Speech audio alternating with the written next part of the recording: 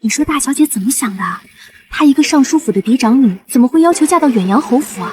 侯府虽然有钱，但小侯爷宗兆失踪多年，还留下一个8岁的小公子，不仅当寡妇，还得做后娘。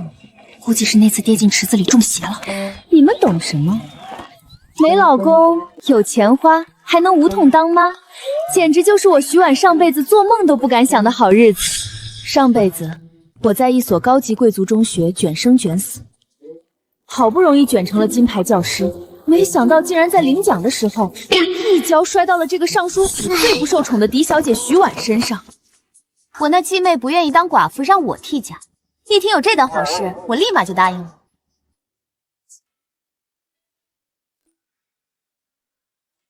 小侯爷，您对夫人一见钟情，今日大婚之日真不回去拜堂吗？任务为重，我还需要继续隐藏身份，只能委屈婉儿了。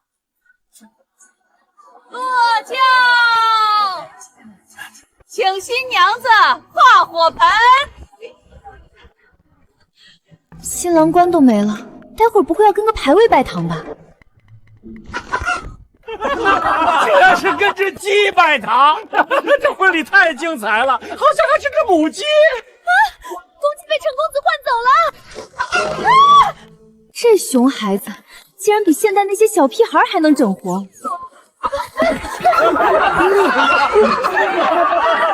胡闹！快去换一个公鸡过来！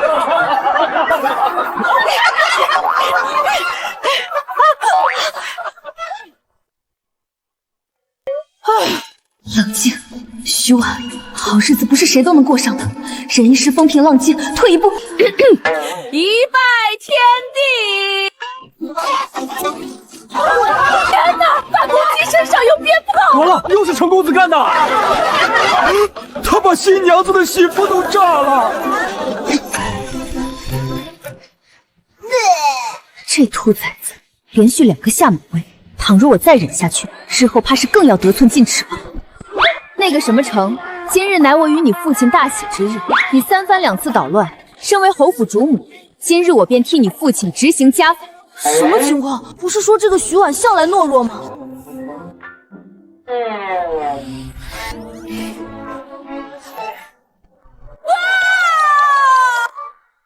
你敢打我？果然是个刺头，但在学生面前，老师绝不能先露怯。松手！不松！老娘今天自损1000，也要折你800！放开我！我可是侯爷的儿子。我还是侯爷新过门的媳妇儿呢，论辈分，你还得叫我一声母亲。我才不叫！你这个坏女人！还敢骂我？你耳朵别想要了！这拉谁啊？一边是夫人，一边是小公子，我怎么了？老侯爷到，老夫人到。完了完了！新婚第1天就当着公婆的面揍他们孙子，我这侯府主母的椅子，该不会还没坐热就要被休了吧？都站着干什么？还不快将他们2人拉开！婉儿见过侯爷、老夫人。坏女人，现在知道怕了吧？晚了！祖父祖母，这个坏女人拿刀打我，还掐我脸蛋儿，你们赶紧把她赶出去！快过来，让祖母看看。完了完了，新娘子第1天就打小公子，这下肯定要被厌弃了。谁说不是呢？小公子可是老夫人的心头肉。果然，不管是现代还是古代，老人都是最心疼孩子的，怪不得这孩子被放纵成这个样子。祖母，他揪我耳朵，还说要拔光我的头发。您看他把我脸掐的都肿了。你做得很好。祖父，你说什么？祖父，他欺负我，你不罚他？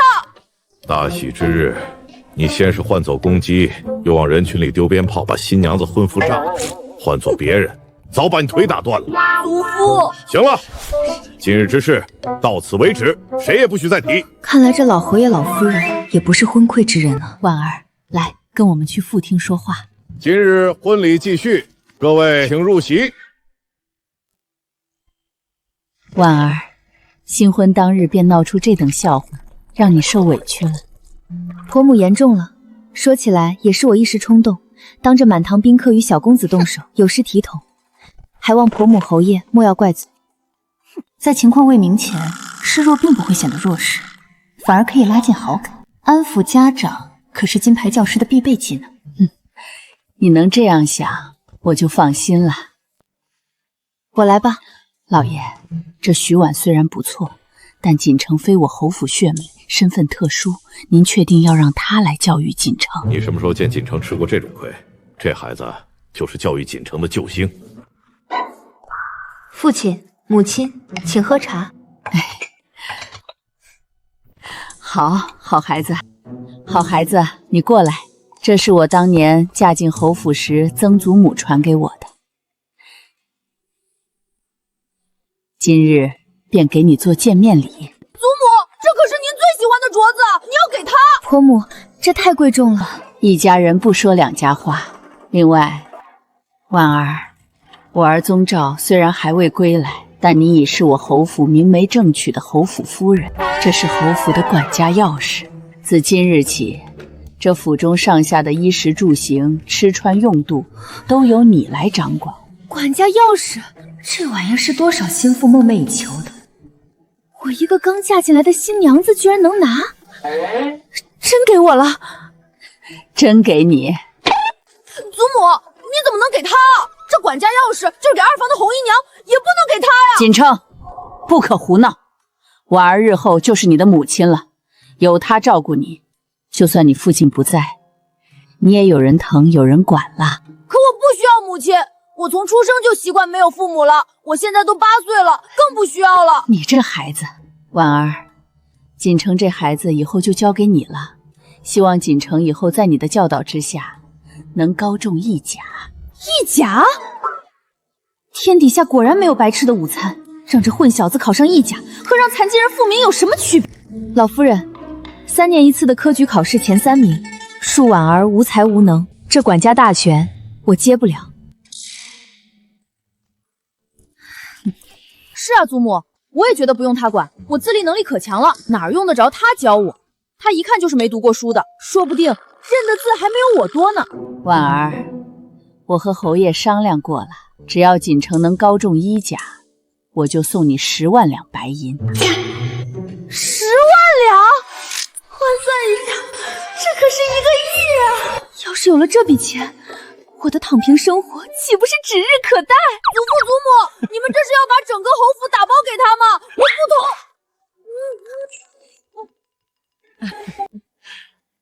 父亲母亲，婉儿一定会教好锦城，早日让他高中1甲的。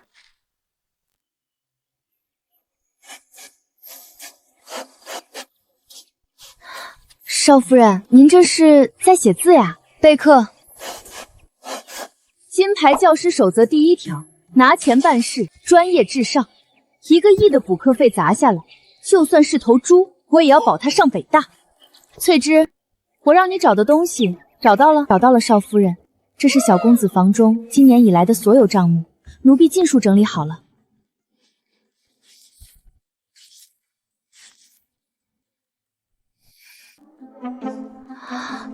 正月初1坐船游湖，花销250两；初2放鞭炮，吓死隔壁农舍100只鸡，赔银子100两。这臭小子，现在人在哪儿？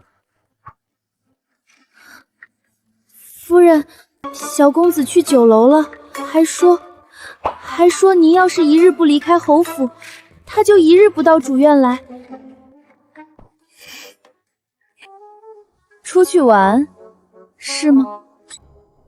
跟我摆烂躺平，行，老娘今天让你玩个够。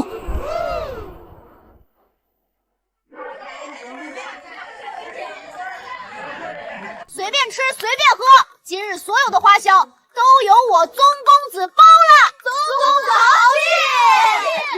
运！锦城就是我最好的兄弟，锦城好爽。果然，外面就是比侯府舒坦。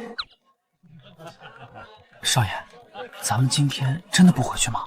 不回，祖父祖母那么宠我，我不回去，他们一定会把那个坏女人赶走的。你怎么来了？喂，你怎么抢我的钱啊？小公子，夫人说了，自今日起停掉你所有的月银，谁要是胆敢赊账或者借钱给你，可千万不要找到侯府来，侯府不会认的。他凭什么停掉我的月银？这个毒妇果然不安好心。什么意思啊？锦城说要请客，难道是要我们付钱？锦城，你这回可碰上厉害人物了，你继母直接骑在你头上撒尿呢。不就是想让我回侯府听他训话吗？行，我回去就是了。你快把账先结了。对不起，小公子，夫人说了，你先回去，这账才能结了。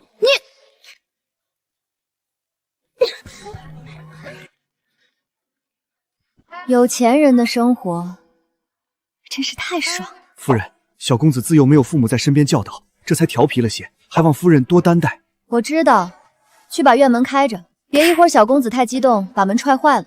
是。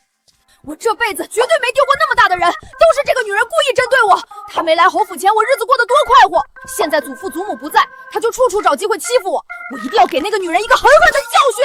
哎呦！哟，回来啦！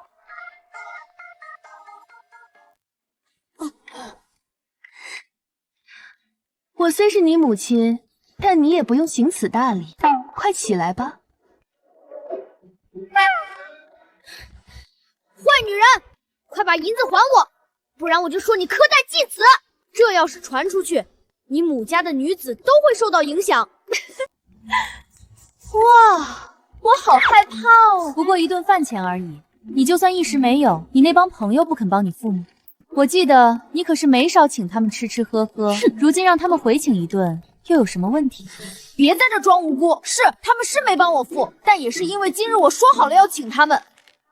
若不是你，我何至于丢了这么大的脸？若是被人传出去，还以为我们侯府多么抠门，说话不算数。我祖父祖母一辈子的好名声，差点被你给毁了。你小子这么会扣大帽子啊！还钱，以后我们井水不犯河水。晚了，婚礼上你害我丢了面子。井水已经犯了河水，无法收场，不可原谅。你到底想怎么样？你配合我好好读书，待你高中一甲，你当你的小侯爷掌家掌权，我拿钱养老，我们各取所需。我不喜欢读书，也不会去考什么科举。你跟祖母的约定，那是你们的事儿，我绝不配合。那可由不得你。刘管家，去把小少爷房里贵重的东西都收好，免得他把府里的好东西给抵出去。是。喂，刘管家，你疯了吗？我才是侯府的小少爷，你竟然听这个女人的话来欺负我！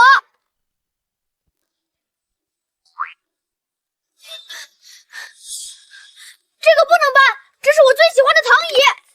这个枕头不行，你拿走了我枕什么？我的衣服，你们是想让我光屁股出门吗？小六子，快拦住他们！小少爷，现在老夫人和侯爷都去了庄子，夫人当家，小的实在扛不住啊。你们无耻，亏我还对你们这么好。哼，徐婉，你以为这样我就会乖乖读书了吗？我不会放过你的。翠芝，几时了？回夫人，44刻了。宗锦城呢？小公爷在院子里好好待着呢。还是夫人有办法。从前小公爷一起来就往外跑，不太对劲啊。夫人，您这是……这混小子昨天被抄了家，今天居然乖乖待在院子里，用脚趾头想都知道有鬼。来，帮我挽头发。翠柳，去查查宗锦城起床后都去了哪里，见了什么人，干了什么事。是。夫人是担心小公子想什么坏点子吗？哼，那小子机灵着呢。以前对付祖父祖母，只要撒娇哭闹就好了。现在换成我这个陌生继母，只怕会激起他心底的另一种恶。另一种恶？小公子虽然顽劣，但心性单纯，不会有害人之心吧？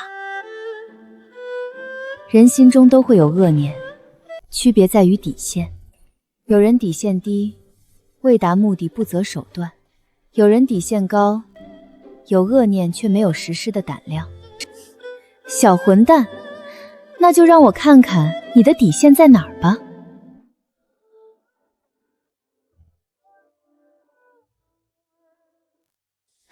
夫人，不好了，有2个丫头在换衣房打起来了。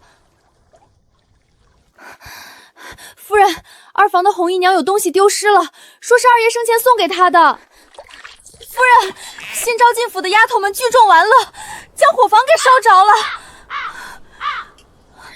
果然啊，来了。翠柳，先带人去伙房救火，事有轻重缓急，眼下最要紧的是先保宅院，婢女间的问题都是小事。是。夫人今年才18岁啊，遇到这么多事还能冷静自处，老夫人的眼光真好。夫人，我们这边的事情也要紧啊，怎么都派人去那边灭火了？不灭火还等着把整个侯府烧没吗？翠芝，把他们2个先押起来，等候发落。夫人为何关押我们？我们是来报信的，何错之有？别碰我！我可是小侯爷房里伺候过的丫头，你们要是敢动我，老夫人回来不会放过你们的。我记得母亲说过，夫君房里没有任何侍妾通房。她是个什么等级的丫头？小侯爷房里一共2个丫头伺候，都是3等，比小厮长寿的等级低。红芍是在小侯爷失踪后才被提为2等女使，如今被分去了2房院里做事。夫人有所不知，奴婢虽然名义上是2等，可小侯爷还在的时候，最喜欢让奴婢贴身伺候了。沐浴、更衣、守夜，哪样不是奴婢亲力亲为？说起来，小侯爷失踪前几日，夜里还总拉着奴婢的手说话呢。夫人，您说，这是不是缘分？这是明着说跟小侯爷有首尾啊！林夫人刚进门就遇上这种事儿，这脸往哪儿搁？这是暗示自己是侯爷的人，想用这个来压我。段位不高，胆子倒是不小。是吗？那倒是辛苦你了，伺候了这么久，连个通房都没混上。你是想说你是夫君的人，我不敢动你？奴婢不敢。不过夫人，万一小爷哪天回来了，问起奴婢去了哪里，您说您该怎么回话呢？小侯爷回不回来那是后话，眼下嘛，既然你这么惦记夫君，那就送去别庄吧。老夫人日日思念小侯爷，有你在身边睹物思人，想必会很高兴。老夫人身边规矩大，要是去了庄子，老夫人定然知晓是我让夫人不爽了，只怕是立马要被发卖出户，请夫人收回成命。老夫人跟老侯爷正在外面散心呢，奴婢不敢去打扰。不敢打扰。既然你这么想当夫君的人，我成全你，送去别庄，也好学学规矩。翠芝，派人将红芍送去别庄。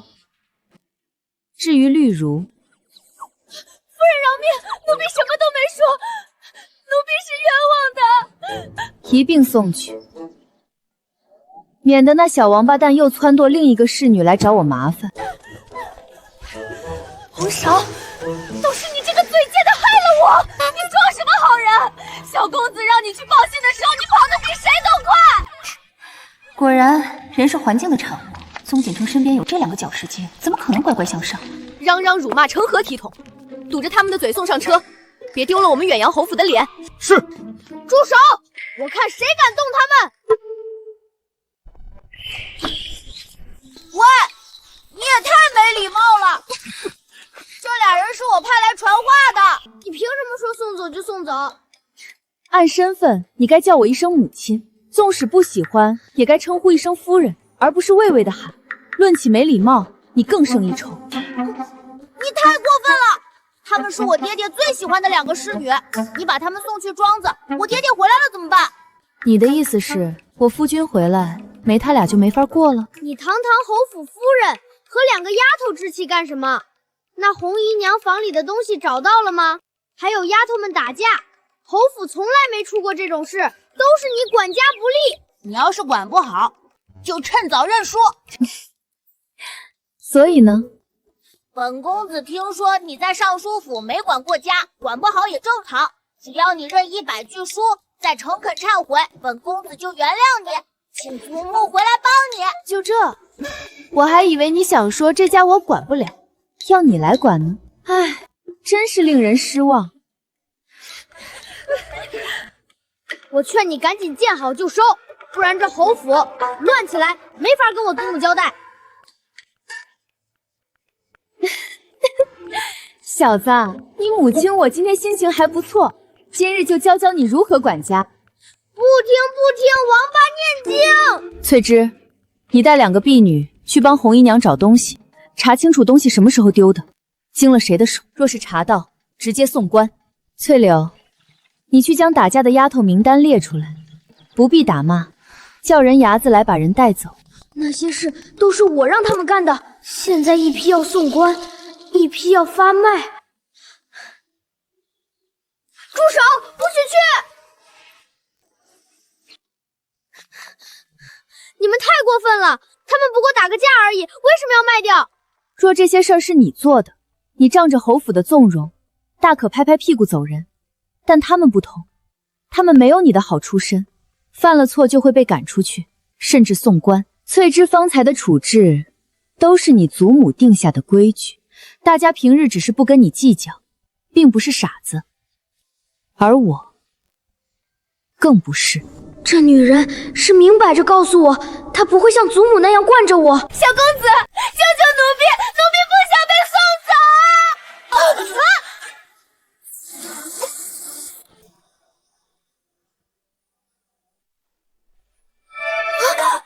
小公子落水了，快来人！小公子掉进池塘了！你们愣着干什么？下去救人啊！夫人，上个月刚修了池塘，水深得很，奴婢不会水啊。我们都不会水。自从这个坏女人来了，我就没有一件好事。今天她一定在旁边看着，巴不得我淹死。别回去！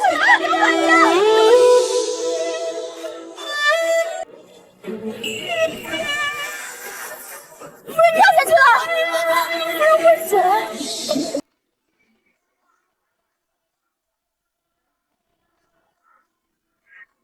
温暖的手，是你帮我。你们，臭小子，你要是敢死，我的一个亿找谁要去？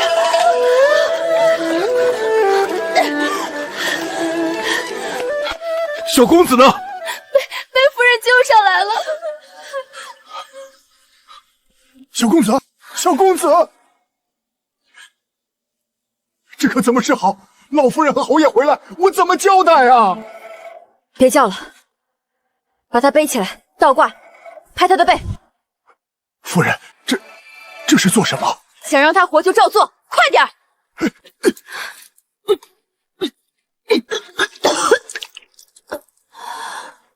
光把水控出来还不够，得做心肺复苏。快把他放平在地上！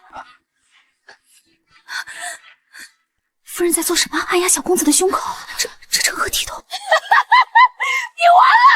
小公子在你手里没了，我贱命一条，拉你个红粉垫背也不错。贱婢找死！夫人，小公子已经这样了，你就别再折腾他了。闭嘴！侯夫人害死了小公子，侯夫人害死了小。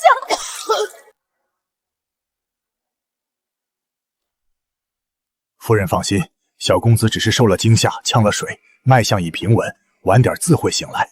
有劳府尹大人了。夫人，今日若不是您，老奴万死难辞其咎。别说这些了，他也是我儿子。少爷从小没了父母，老夫人和老侯爷舍不得管教，这才养成了娇慢的性子。老奴看着他长大，心里着急，却也不敢多嘴。刘管家，少爷只是娇慢，但人不坏。今日虽说那些事儿是他撺掇的，可当我要发落那些丫鬟的时候，他还是站出来护着他们。这份担当，不是坏孩子能有的。夫人说的极是，小少爷心地不坏，就是缺个人好好引导。老天爷开眼，让少爷遇到您这样的主母，老奴就是死了也瞑目了。您可别这么说，府里还指着您呢。我先出去处理些事情，让他好好休息。夫人慢走。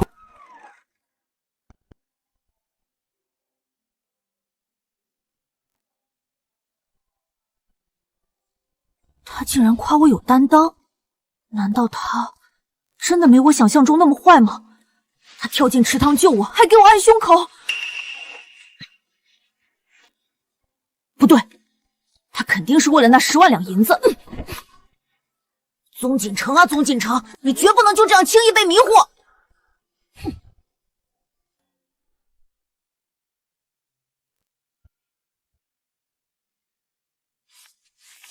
宗锦城的读书进度到哪儿了？小公子不喜读书，到现在还没有把《三字经》背下来。猜过是个小为盲，没想到为盲的这么彻底。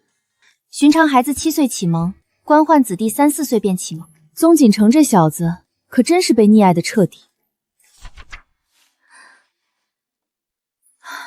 看来只能等他病好了再抓紧补课。1个亿的大工程急不得。夫人，回门的东西已经备好了，礼单在此，请您过目。备得齐全。明日一早便出发吧。是。心腹回门没有夫君，我怕是全京城头一份。外人怕是卯足了劲儿想看我笑话吧。听说新侯夫人嫁进来当天就抢了侯府管家权，这手段可不是一般闺阁女子能比的。那可不，人家是刑部尚书嫡女，耳濡目染，懂门道。不过你们可别光羡慕，昨天侯府出大事了。什么？我有内部消息，侯府小公子昨日落水了。听说啊，是被一个丫鬟撞进池子里的。最巧的是，那丫鬟正是新夫人要发卖的人。哦，这下我全明白了，前脚要卖人，后脚孩子落水，这侯府的水太深喽。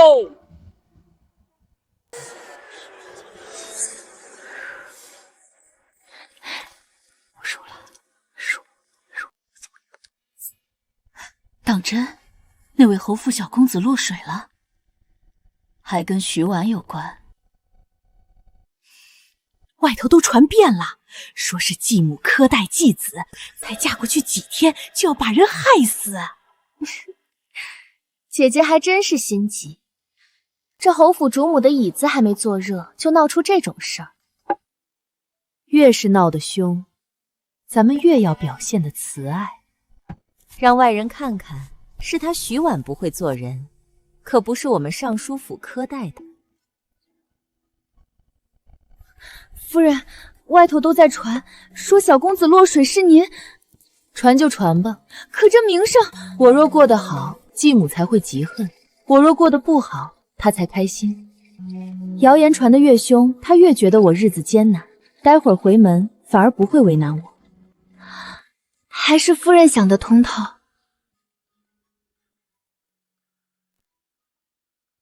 走吧。等等。小公子，您来做什么？本公子想去哪儿就去哪儿，用得着你管？小公子，今日是夫人回门，您跟着去不合适。本公子可不是去给他撑场面的，我是去看他笑话的。尚书府那帮人肯定没他好脸色，本公子要亲眼瞧他怎么丢人。你若想来，便跟来。不过多双筷子的事儿，尚书府还是不缺你那口饭的。至于想要别的，没可能。可恶，这个女人就不能说点软话吗？竟然这么不留情面，亏本少爷还想去给她撑腰。要来就快点，反正没地方玩，倒不如去尚书府看看有什么能给他捣乱的地方，最好能找到他的破绽，一举折服他。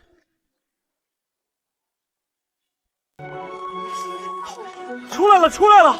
天哪，不愧是尚书府嫡长女，这容貌一点不比京城第一才女差。小公子怎么也出来了？难道是他要陪心腹回门？继子陪回门，虽不合情理，但又好像没毛病。看来侯夫人不止人美，手段也强，看把这小霸王收拾得服服帖帖的。胡说八道什么呢？要收拾也是本公子收拾他。小公子收拾夫人，这是主打一个嘴硬吗？我操，大瓜呀！侯夫人跟继子不和，继子被迫陪同回门，侯门大战一触即发。这个月的说书先生可有活干了。夫人，要不要奴婢去解释一下？瞧他们传的速度，怕是能比咱们先到尚书府，恐对您回门不好。无妨，让他们传。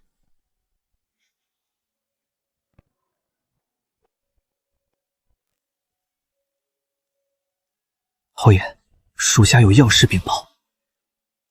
说，京城里传遍了，说夫人苛待小公子，小公子昨日落水，险些溺毙，外面都在传，是夫人故意为之。属下还听说，夫人嫁来当日就持刀打了小公子，又停了他的月银，抄了他的院子，连他房里的丫鬟都发卖了。侯爷，夫人她……你想说什么？说婉儿心狠手辣，苛待继子？属下不敢，只是这些事儿传得有鼻子有眼，属下怕夫人她……婉儿不是那样的人。侯爷与夫人不过一面之缘，怎敢如此肯定？你不懂，有些人见一面就知道。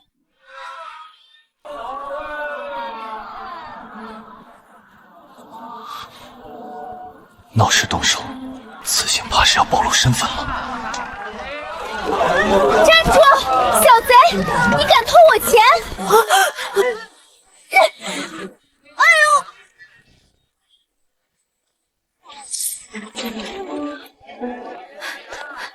你属兔子的，这么能跑？别打我！这么小就偷东西，你爹娘怎么教的？我没爹，我娘病了，没钱抓药。没钱就能偷，被抓进官府，你娘谁管？回头再被人打死，你娘还活不活了？起来，跟我走。不要送我去官府，我错了。谁说要带你去官府？你拿了我的钱就要去帮我做事，今天不帮我砍10斤柴火，我跟你没完！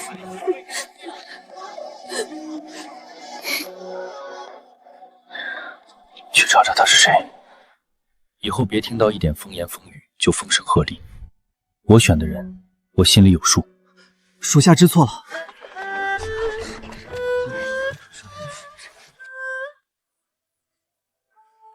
婉儿，你可算是回来了。母亲早已为你备好了酒席，就等着你呢。母亲安好。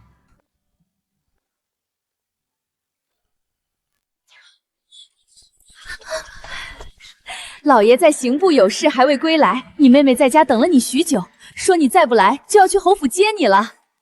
家中有事耽误了一会儿，母亲不要见怪。那哪能啊！你如今是侯府的管家人，母亲为你开心还不够呢，怎会怪罪你？这位想必就是侯府的小少爷宗锦城，我儿子。他是说的这么自然，谁是你儿子？果然如传闻一般活泼可爱。快进来，我让人特意备了些糕点。小魔王这不给人面子的性子，让柳氏接触接触，也算间接替我出了口恶气。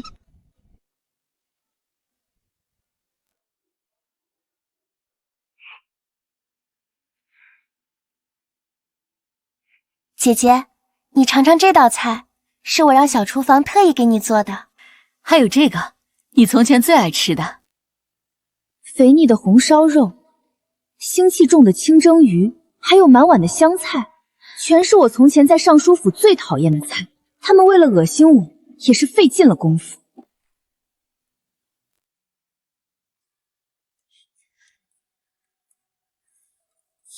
小公子，你让小的去查夫人的喜好，小的都查清楚了。说，夫人她喜欢吃甜的，尤其爱吃桂花糕。她讨厌油腻的红烧肉，闻不得香菜，还对虾过敏，吃了就浑身起红疹。那时我只想着调查清楚他的喜好，好捉弄他，没想到这表面看起来人善的夫人，连这种事情都能用来恶心人。婉儿，这虾仁新鲜的很，你从前不是最爱吃虾吗？来，多吃点。最爱吃虾，我明明对虾过敏，吃了就起疹子，这是要给我送进医房啊！母亲记性真好。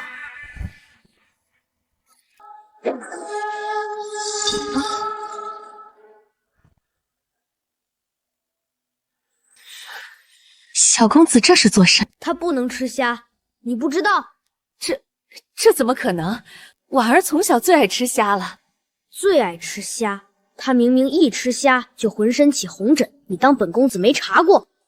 尚书府待客的规矩就是往客人碗里塞他不能吃的东西。本公子今日算是开了眼。你也是，别人给你吃什么你就吃什么，吃坏了谁给你请大夫？侯府可没那么多银子给你看病。这小子还是个死傲娇。是，小公子教训的是。锦城，你误会了，我真的是记差了。行了，别装了，你这张笑脸比本公子家隔壁那条老黄狗摇尾巴还假。小公子这张嘴，真是骂人都骂得这么有画面感。锦城真会说笑。走了，回府，这饭吃了怕中毒。母亲，锦池年纪小不懂事，您别跟他一般见识。改日我再回来看你。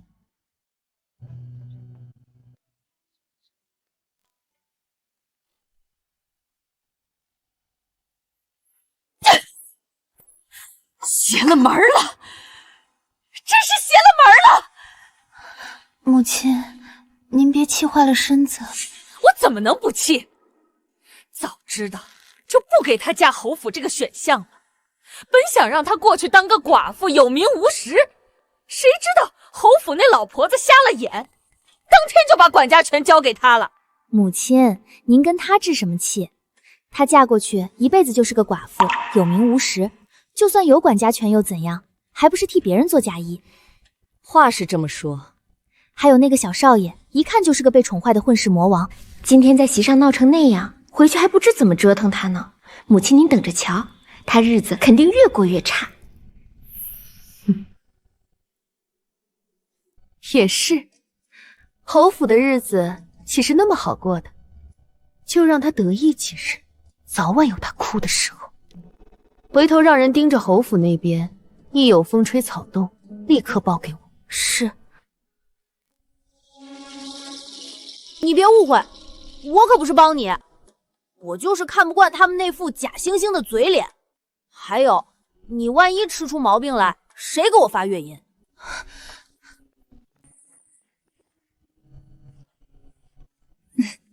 是，都是为了月银。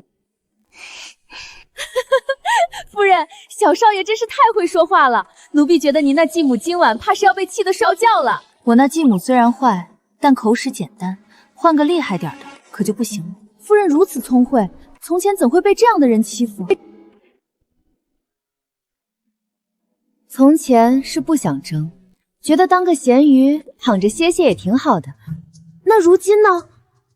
如今也不想争啊？那您今日这是？自然是为了我那1亿计划。1亿计划？锦城这孩子性格傲娇，我若强制按着他学习，他必然不肯听话。经过今日这一轮，他自然知晓了什么是好，什么是坏，再加上他也知道了我和他同病相怜的过去，就算他表面再怎么傲娇，心里只怕也软了。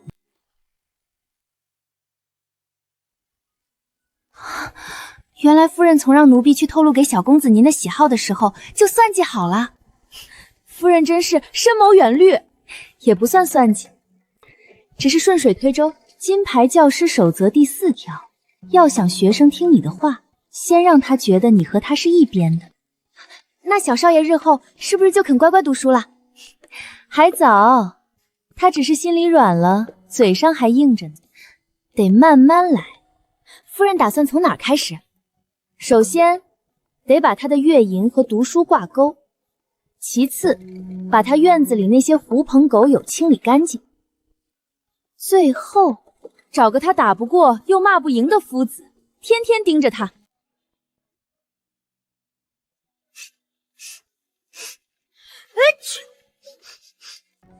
谁在说小爷坏话？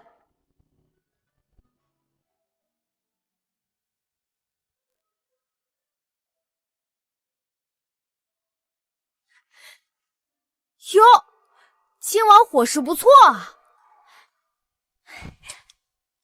你怎么不吃？又没人给你下毒。没什么，不太饿，你吃吧。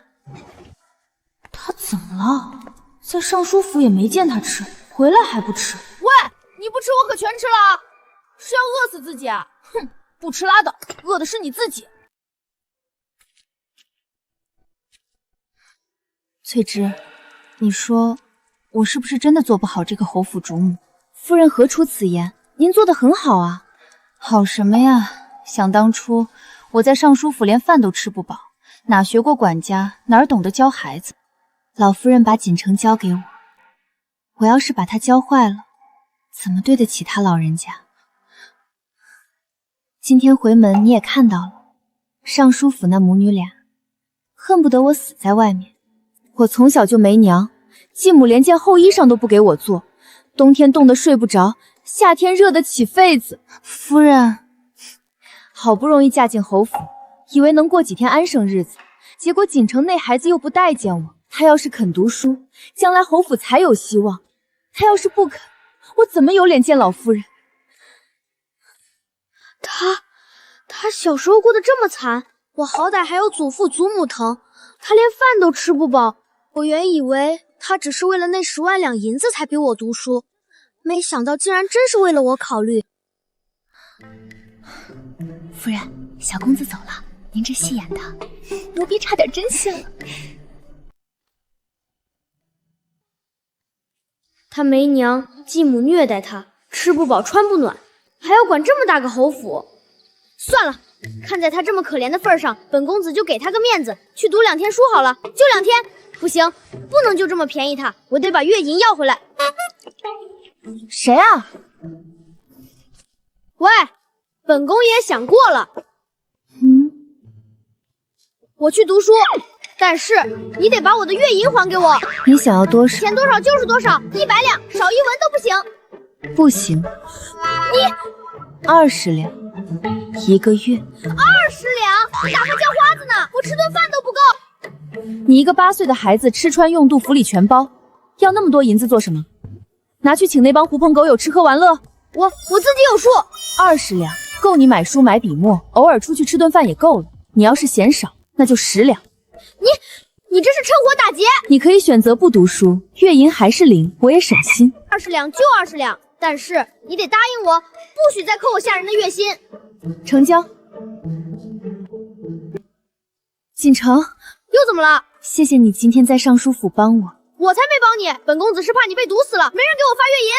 夫人，小公子这嘴硬的毛病，怕是比他的功课还难治。答应读书就是进步，不过20两1个月他都嫌少，看来还真是不知民间疾苦。必须得想个办法让他知道，银子不是大风刮来的。这什么破车？本公子的马车呢？今天坐这个，本公子不坐。那你可以走着去，反正路也不远，也就10来里地。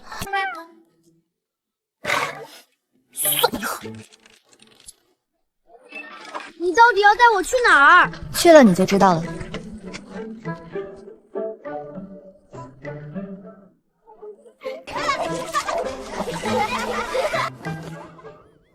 你带本公子来这种地方？你不是嫌20两少吗？我今天就让你看看20两在这里能过什么样的日子。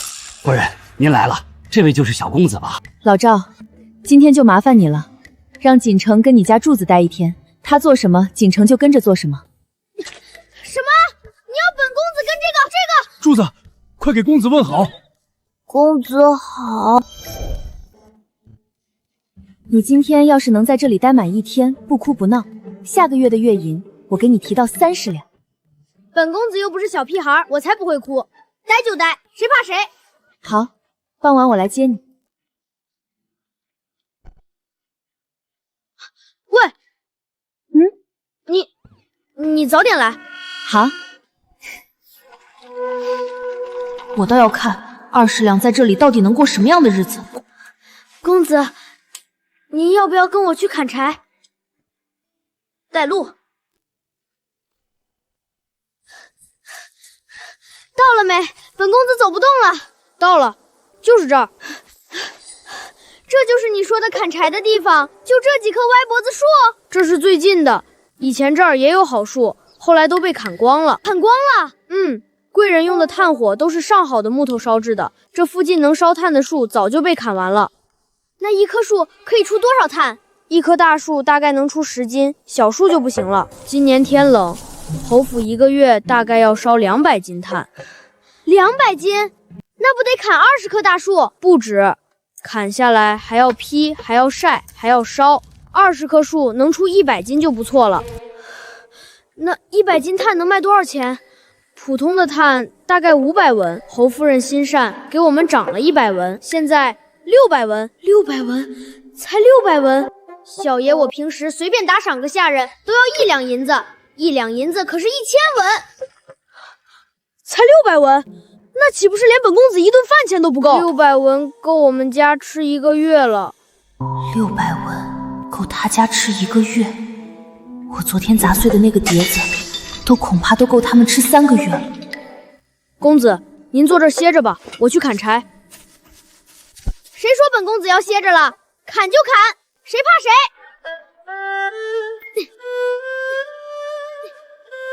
夫人，小公子从来没干过这种粗活，他细皮嫩肉的，哪受得了这个？受不了也得受，人就是要吃点苦，才知道日子是怎么来的。可是，你看他不是挺精神的，让他砍，砍累了，晚上吃饭就香了。金牌教师守则第5条：纸上得来终觉浅，觉知此事要躬行。1亿的 KPI， 先从让他知道1文钱难倒英雄汉开始。这什么破树，这么硬！公子，您这样不对，要斜着砍，不能直着劈。柱子，你看，本公子砍的怎么样？公子小心，树要倒了！进城！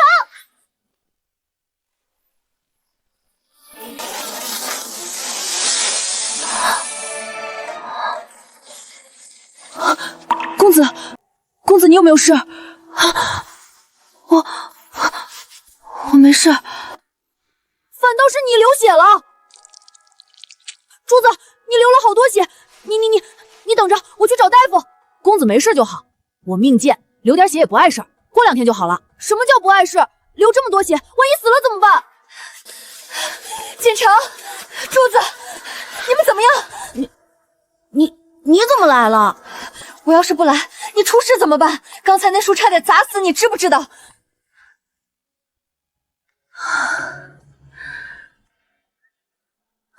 珠子的胳膊怎么了？没事，就划了一下。伤得不轻，得去看大夫。不用的，夫人，真的不用的，回家拿草木灰敷一敷就好了。不行，万一感染了怎么办？走，我带你去看大夫。你倒是走啊！看大夫又不是要你命。看大夫太贵了，我攒了好久的钱，是打算用来读书的。这点伤真的不算什么，不能把钱花在看大夫上。读书有这么重要吗？比你的身体还重要？重要。只有读书，我们才能翻身。我爹说，我们这种人家一辈子给贵人烧炭送柴，抬不起头。只有读书，才能走出这座山，才能让别人看得起。原来我不屑一顾的读书，竟然是别人梦寐以求都求不得的东西。难道我真的错了？珠子，今天这个事儿是锦城的责任，树是他砍的，砸到你是侯府照顾不周。你看病，侯府出钱。不行，我爹说了，不能拿公子的东西。你要是不肯，那从今天起，侯府就不买你家的炭火了。夫人，您不能不买，我们家全靠卖炭的钱过日子。那你跟我去看大夫，你答应了，炭火继续买；你不答应，我就不买了。我去。你还愣着干什么？扶着他。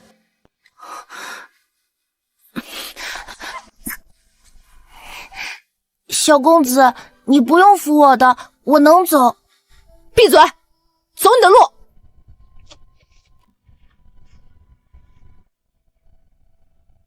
珠子的话，怕是比说教100句都有用。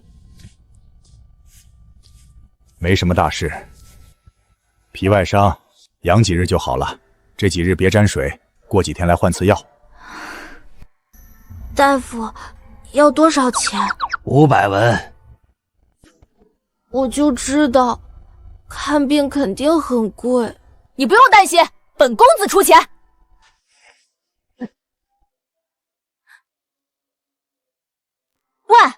你先垫上，回去还你。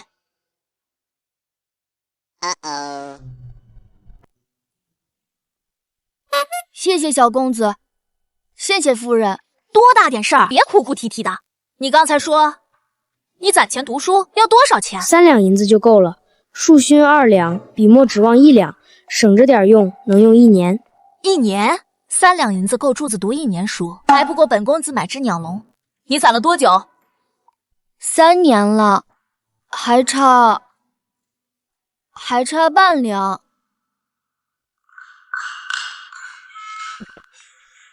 喂，你不是说要给我涨月钱吗？不用给我涨了，拿去给柱子读书用吧。不行，小公子，这可使不得。您的月钱是您的，我怎么能……你必须得要！你今天救了本公子，我宗锦城从来都是有恩必报的。柱子，你不要有心理负担。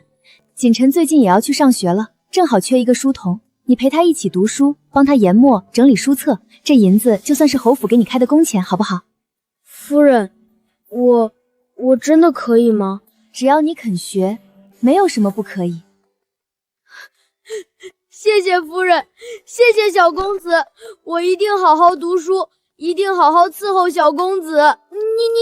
你快起来，跪什么跪？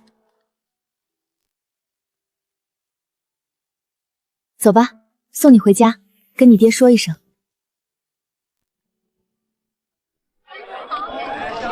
夫人，我真的能跟小公子一起读书吗？我没有做梦吧？你都问第8遍了，烦不烦？我怕一醒来就没了。真的，比真金还真。爹，我能读书了！爹，我能读书了！驾！都给本少爷让开！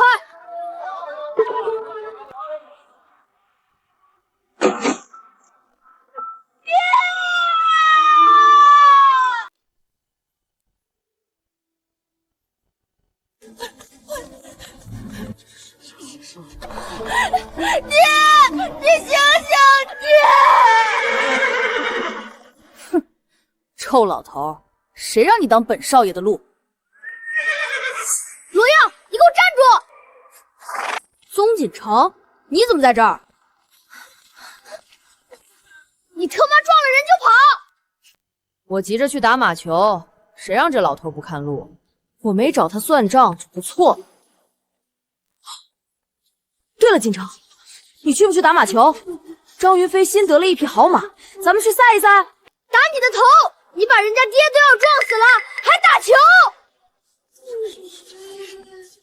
这种贱民，死就死了，大不了我赔点钱。谁要你的臭钱？我爹要是有个3长2短，我跟你拼命！对，小兔崽子，活腻了！我看谁敢动珠子，放手！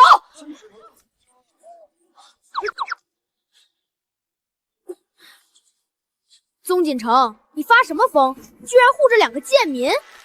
这位罗耀公子，柱子是我家宗锦城的书童，他就是我们侯府的人。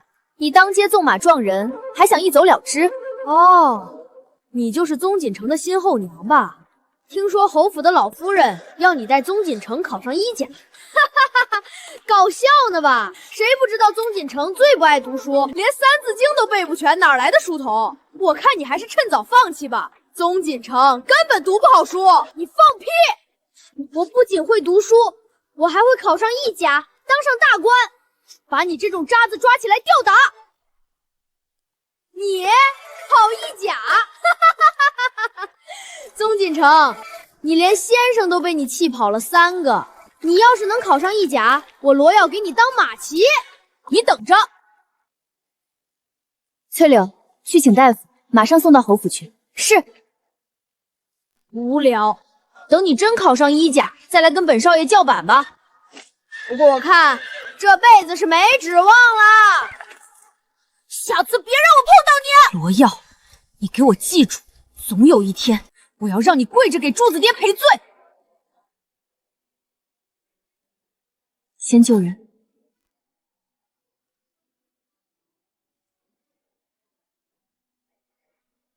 子，你爹不会有事的，我宗锦城一定管到底。罗耀说我是废物，读不好书，柱子为了读书命都不要。我每天锦衣玉食，却连学堂都不愿意进。我宗锦城要是再不好好读书，连柱子都不如。喂，那个，明天开始你给我请个夫子吧。这小子终于憋不住了。好。学而时习之，不亦乐乎？有朋自远方来，不亦乐乎？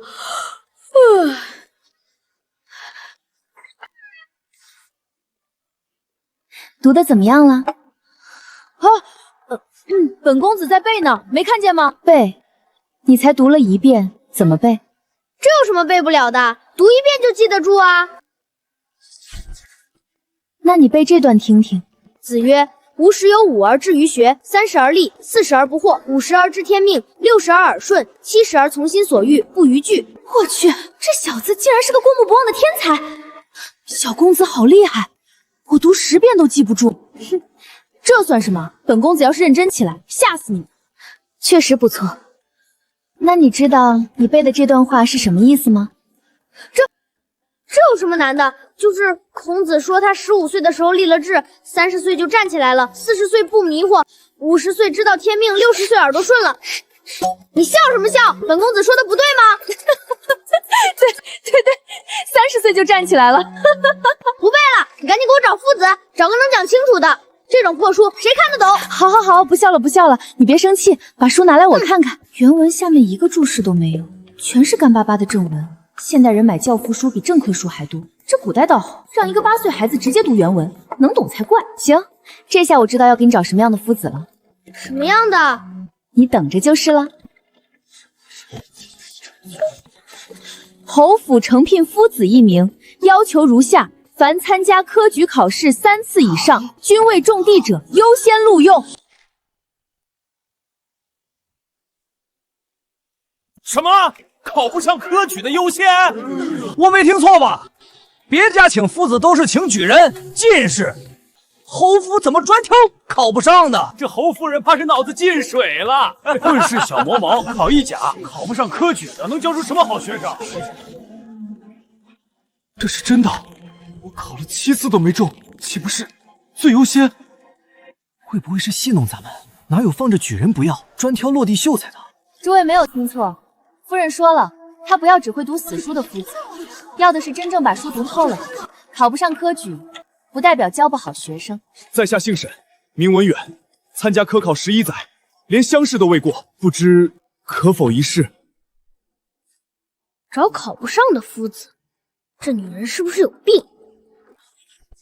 再小声我也听得见。你要是觉得不行，那一甲的事就算了，10万两老夫人也省。随便你。小公子，我觉得夫人一定有她的道理。有什么道理？我看她就是抠门，不想给夫子多花钱。学生沈文远见过夫人。沈先生，请坐。我且问你，30而立何解？常人以为30而立是成家立业，站住脚跟，但孔子所言乃是立于礼，立于道。30岁之前学的是知识，30岁之后立的是根，心中有道，脚下有根，方能无惑。这个夫子好像跟以前那些只会让我们死记硬背的不太一样。母亲，您听说了吗？徐婉给那个小魔王找了一个考了11年都没中的穷秀才当夫子，真是笑死人了。哦，11年都没中。女儿听说那秀才连乡试都没过，穷得叮当响，一身衣裳洗得发白。我看徐婉就是故意的，想要养废那个孩子。她嫁过去才几天，就闹出这么多笑话。先是小公子落水，现在又找个落底秀才当夫子。你祖父当年说的对，没娘教的孩子就是上不了台面。母亲，咱们要不要把这事传到侯府老夫人耳朵里去？老夫人要是知道她给那个小混蛋找了个废物夫子，还不得气死？不错，找人去别庄，把这事儿原原本本告诉老夫人。记住，要说的委婉些，就说侯夫人心疼银两，不舍得请好夫子，随便找了个落地秀子应付功课。这样一来，老夫人肯定要收回她的管家权。这个小贱人，出嫁了就开始不受管控了。不好好教训他，他还真以为自己是侯府的主人了。夫人，学生才疏学浅，自知配不上侯府的体面。夫人若是不满意，学生这就告辞。沈先生留步，我找你自然有我的理由。你就是最合适的人。夫人，学生实在不明白，那些举人进士哪一个不比学生强？沈先生，我问你，那些考中举人进士的人，如今都在做什么？自然是候补官职，或者入翰林院深造。对，他们想的是怎么做官，怎么升迁，哪有心思放在教书育人上？就算来侯府当夫子，也不过是应付差事，等有了好缺就跑了。但你不一样，你考了11年，天天琢磨的就是怎么把书读透，怎么答题，怎么破题。论对科考的理解，那些一次就中的举人未必比得上你。最好的老师一定是最懂考试的人。11年落地经验，放在现代绝对是金牌高考名师。老爷，婉儿给锦城找了个考了11年都没中的落梯秀才当夫子，外面都传遍了，说侯府没银子请好先生，丢人现眼。你就知道恩。那夫人认为该怎么办？锦城身份特殊，我看我还是赶紧修书一封，去求白鹿书院的朱夫子出山吧。我反而觉得不应该这样。婉儿是个心里有章程的，她行事必有道理。你怎么这么相信她？她才嫁进来几天？难道你没发现婉儿才入府几日，就让锦城同意请夫子念书了？确实，要是以前找夫子来给锦清上课，是大闹一顿，非要气走人家才罢休。这次反而学乖了，竟然老老实实去了书房。这肯定是婉儿的功劳，她怕是没少在锦城身上下功夫。你说的对，是我一时心急。婉儿那孩子看着就不像没分寸的人。那就再等等，看看婉儿能把锦城教成什么样。好，听你的。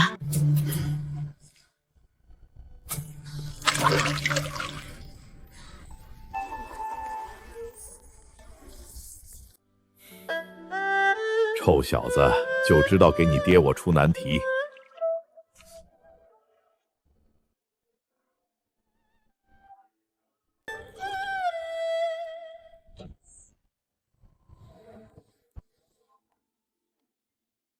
谁？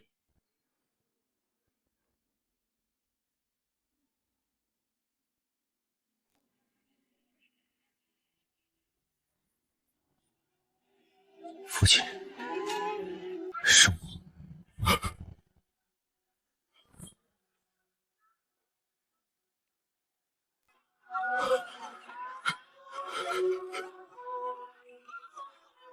赵儿，你没死。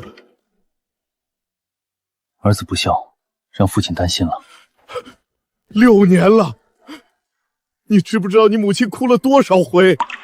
儿子知道，但儿子身负皇命，不敢泄露行踪。皇命？儿子当年在战场上被俘，本以为自己必死无疑，没想到太子殿下派人潜入敌国营救，让儿子以假死脱身，潜入敌国，为朝廷刺探情报。你这8年都在敌国？不错。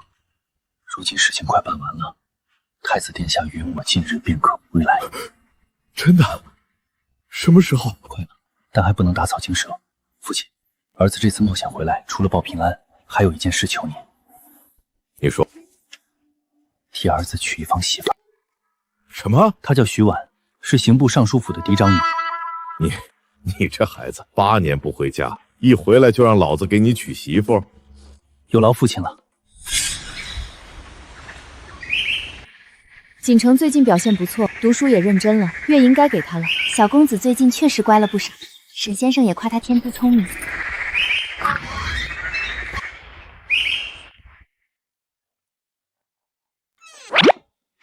你来干嘛？这个月的月银20两。算你识相。别乱花。知道，你好啰嗦。小六子、珠子，走，本公子带你们出去逛逛。臭小子，走，本公子请你们去醉仙楼吃饭。公子，醉仙楼一道菜要5两银子，咱们3个月的月钱都不够点一个菜的。也对，那个可恶的女人现在不准我赊账了。那你说，今天好不容易休息一天，本公子想吃点好的怎么办？公子，您跟我来。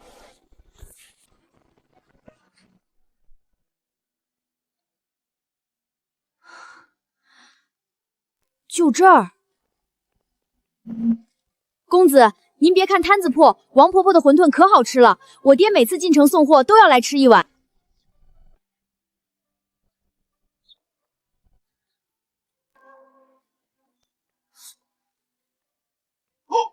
这也太好吃了吧！公子，我没骗您吧？勉勉强强吧。哟，这不是咱们的宗大公子吗？怎么蹲在路边吃这种贱民吃的东西？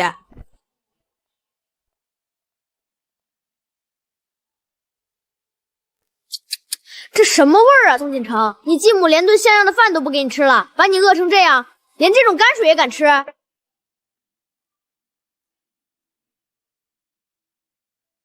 锦城啊，你也别太难过，毕竟继母嘛，有几个是真心疼孩子的。你赶紧写信给你祖母，让她滚出侯府。你少在这儿狗叫！锦城，你骂我干什么？你胡说八道！小爷我没揍你都算不错了。我怎么胡说八道了？外面都传遍了，你继母徐婉珂待你。外面传的是外面传的，你亲眼看见了。他给我请夫子让我读书，每个月还给我20两银子，20两。你知道柱子家一个月才花多少？600文。我疏通柱子为了3两银子攒了3年，我一个月20两，抵得上寻常人家1年的开销，这哪里算得上苛待我？你是不是被那个继母打傻了？他扣你银子，抄你院子，你还替他说话？你现在怎么变得这么窝囊？被一个继母拿捏的服服帖帖，传出去，咱们圈子里脸都被你丢尽了。你再这样，咱们就别做兄弟了。好啊，你说什么？罗耀，你还记不记得你骑的这匹马是谁送你的？这是去年你过生辰，本公子花了800两从北边给你弄来的。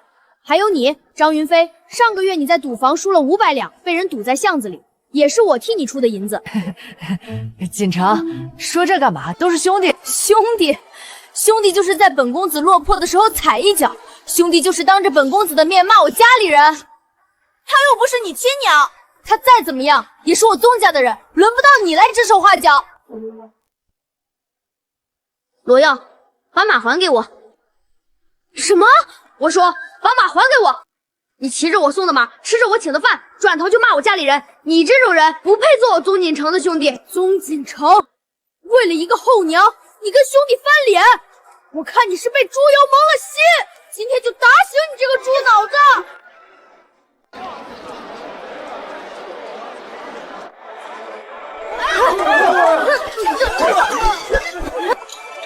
住手！都给本夫人住手！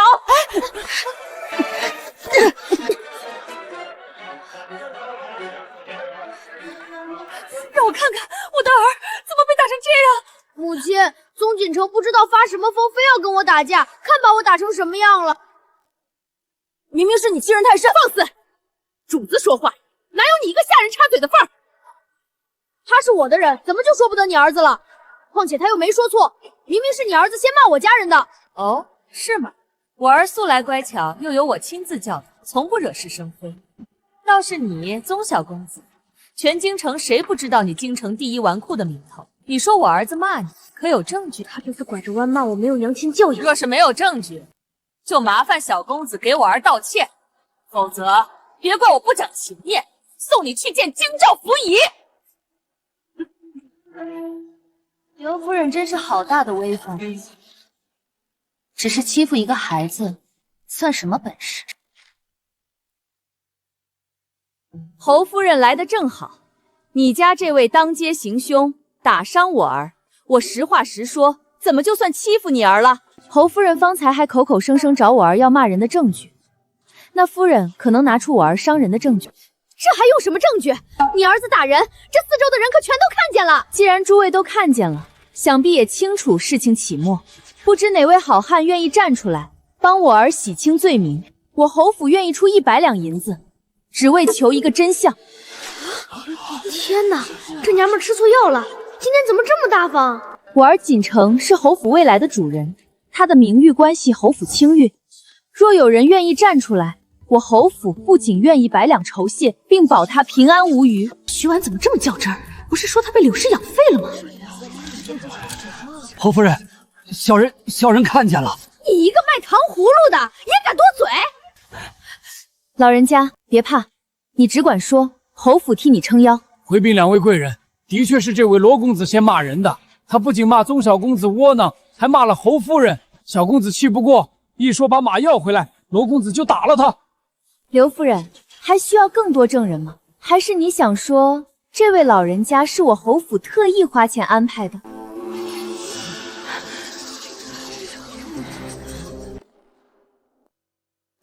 侯夫人说笑了，小孩子打打闹闹，何必闹这么大？夫人这是在怪我咄咄逼人？哼，是不是？你自己心里有数。哦，我自然是有数的，就是不知道夫人对令儿做的事情有没有数。我儿子怎么了？徐婉，你不要蹬鼻子上脸。说来也巧，今日正赶上我府半年一次的清账，方才来的匆忙，随手就把账本拿来，替我看看。夫人不妨说是我儿子锦城的开销，为何我细看下去，竟然全进了你儿子的口袋呢？今年1月，罗耀公子生辰宴请醉仙楼120两，锦城结账。3月，罗耀公子买北渡良驹1匹800两。还是锦城付的。刘夫人，光是这半年，令公子吃喝玩乐花的银子将近2000多两，可都是我儿子掏的。这笔账咱们怎么算？还有，前几日令公子在城东纵马，撞伤了一个卖菜的老翁，人现在还躺在侯府的医馆里，医药费、养伤费，侯府已经垫了80两。你真撞人了！就蹭了一下。徐夫人，这都是小孩子不懂事，您大人大量，何必跟孩子一般见识？刘夫人说的对，小孩子不懂事，可大人得懂事。您看，这银子是您主动结，还是咱们去京兆府让大人断断？纵马伤人，按律可不只是赔钱的事。侯夫人说笑了，小孩子之间打打闹闹，何必伤了和气？这是2000两，多的就当给锦城赔不是。果然还是刘夫人通情达理，婉儿谢过了。不过有句话我得说清楚，我儿子今后由我管教，不劳夫人操心。是。这就是有娘亲护着的感觉吗？让你闯祸，让你纵马，让你赌钱！娘，别打！罗耀，你也有今天！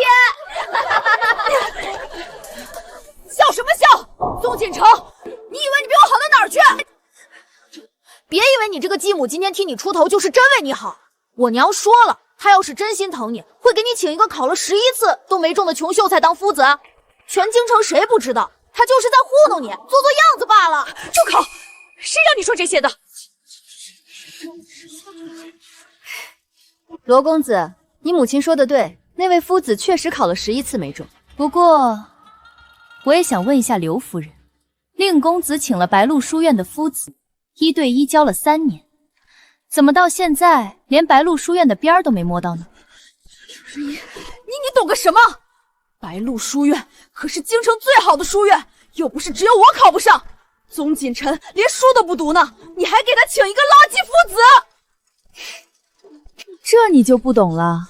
我儿他天资聪颖，读书自有章法，别人花3年5年未必能成的事，他随便读一读，区白鹿书院根本不在话下。喂，你吹牛干嘛要带上我？白鹿书院可是京城最好的书院，我虽然过目不忘，可是夫子也说了，我积累不够。放心，山人自有妙计。喂，宗锦臣，你们在那儿嘀嘀咕咕，是不是你也知道你烂泥扶不上墙？罗耀，你少在这放屁！小爷我今天还就告诉你了，你考了3年都没进去的白鹿书院，本公子随便一考就能进。吹牛？谁不会？等你考上再说。你们2个光说有什么劲儿？倒不如打个赌。行啊，那就赌今年白鹿书院招生考试，谁要是没考上，谁就给对方当马骑，绕着书院爬一圈。这赌太大了，疯了吧？有好戏看。好，一言为定，谁反悔谁是孙子。驷马难追。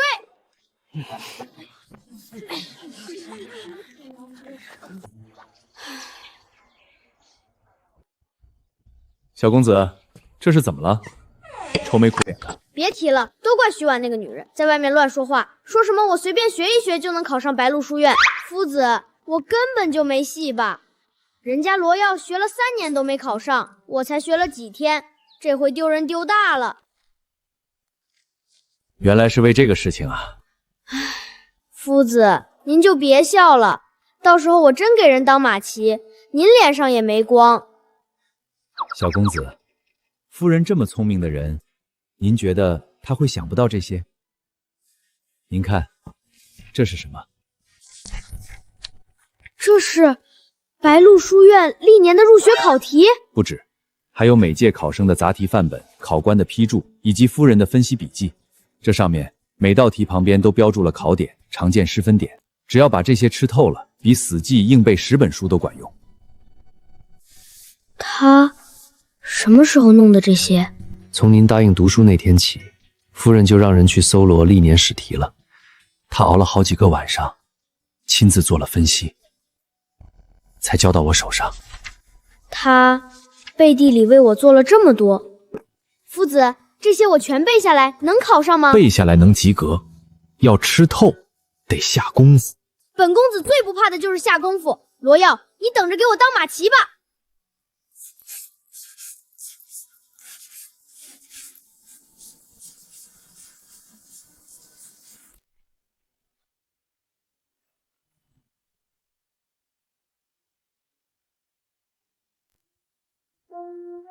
起来了，再睡就来不及了。再睡1刻钟。今天要考试，白鹿书院，你忘了？考试？今天？不然你以为我一大早来叫你干嘛？完了完了，昨晚看书看得太晚，脑子还是糊的。先吃饭，吃完了脑子就清楚了。1根油条，2个煎蛋，这是什么吃法？这叫100分套餐，吃了就能考满分。不对，名列1甲。子不语怪力乱神，您老人家还相信？要是不吃我就端走。哎，别，我吃。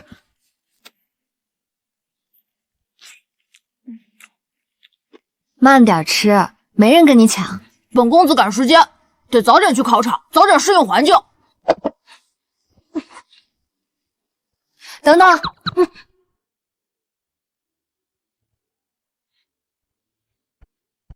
别紧张，你准备的够充分了，正常发挥就行。谁紧张了？本公子才不会紧张。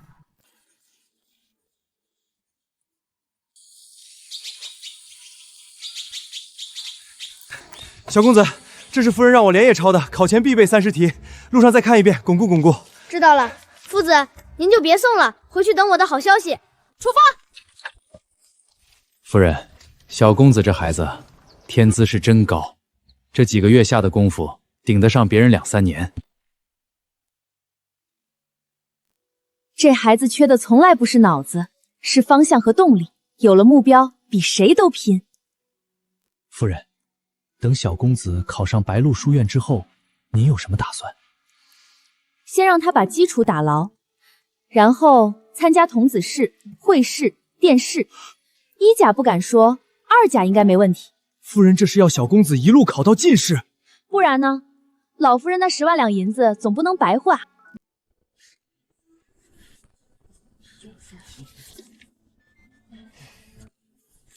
哟，这不是宗大公子吗？还真来了。怎么，你能来，我不能来？我来是正常的，你来是来丢人的吧？走着瞧。前面的走不走？锦城那孩子，以前连学堂都不愿意进，现在居然主动去考白鹿书院。婉儿，这都是你的功劳。我早就说婉儿是锦城的救星。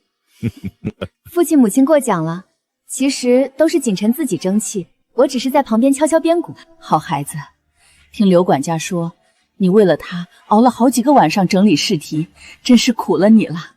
那都不算什么。回来了，小公子回来了。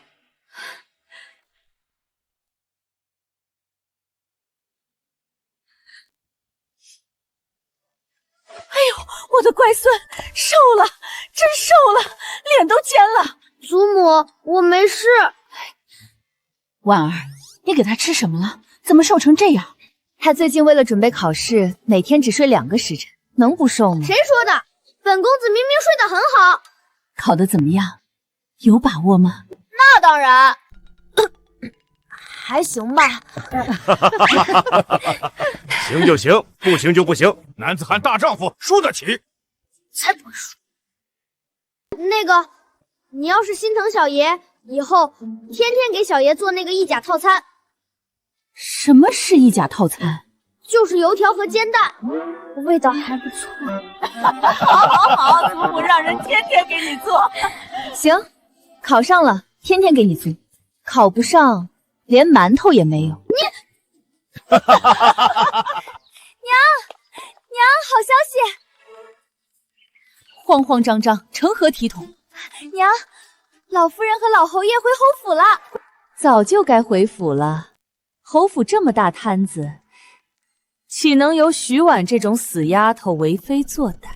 不止如此啊，前段时间那个小魔王和镇北侯府世子打了一架，俩人打赌，谁要是考不上白鹿书院，当马骑绕书院一圈。这事情传遍京城，所有人都等着看笑话呢。让那个不学无术的纨绔考上白鹿书院，还不如让母猪上树，这是注定要把侯府的脸踩在地上。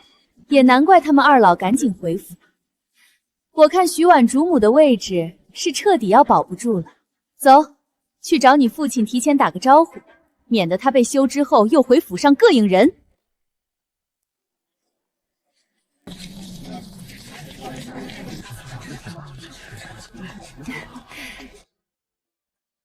这人可真够多的。白鹿书院学风优良，老院长周夫子乃是3代帝师，桃李满天下。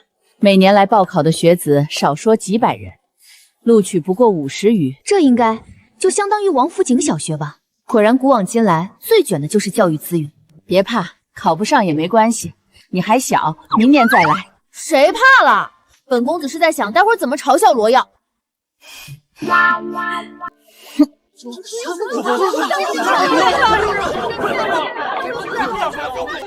诸位肃静，白鹿书院金科录取名单现在开始公布。第43名陈子安，第42名周明远，第41名罗耀。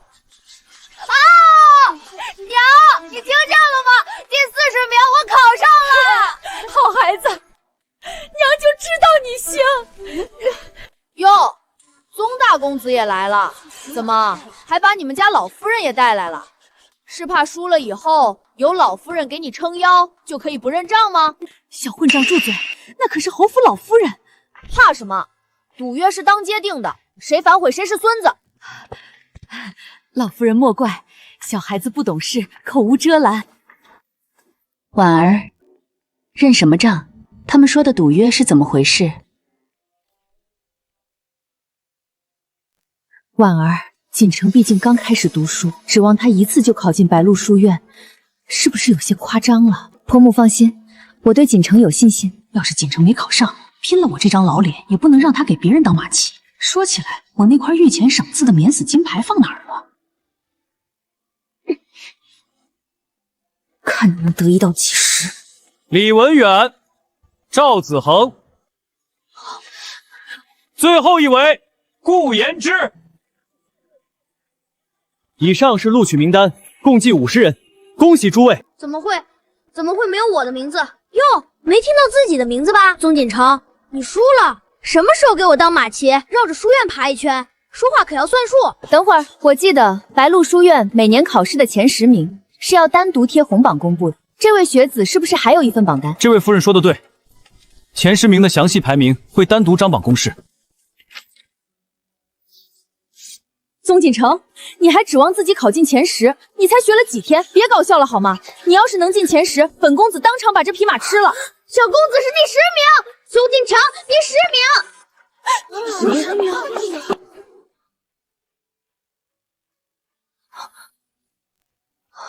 不是，这怎么可能呢？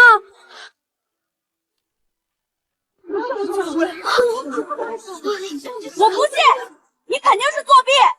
罗公子，说话要讲证据。你说锦城作弊，可有凭证？这还用证据？全京城谁不知道他是第一纨绔？他突然考进前10，不是作弊是什么？行了，别说了，回家。我不走，他就是作弊，肯定是侯府找了关系，暗箱操作。罗家小公子，你说我侯府暗箱操作，可有凭证？白鹿书院3代帝师长院，历年招生秉公无私，你这是在质疑老院长的清誉。我不是那个意思。当着这么多人的面，无凭无据指责我孙儿作弊，污我侯府清明。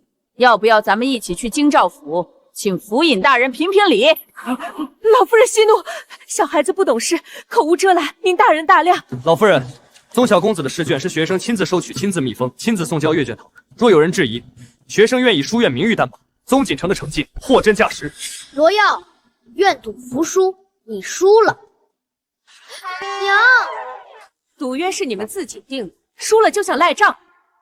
你罗家莫不是看我侯府无人，便折辱我孙儿？老夫人，我们不是这个意思。耀儿，赶紧给宗公子道歉，快点！你要是再不道歉，你父亲回府也会把咱娘俩给弄死。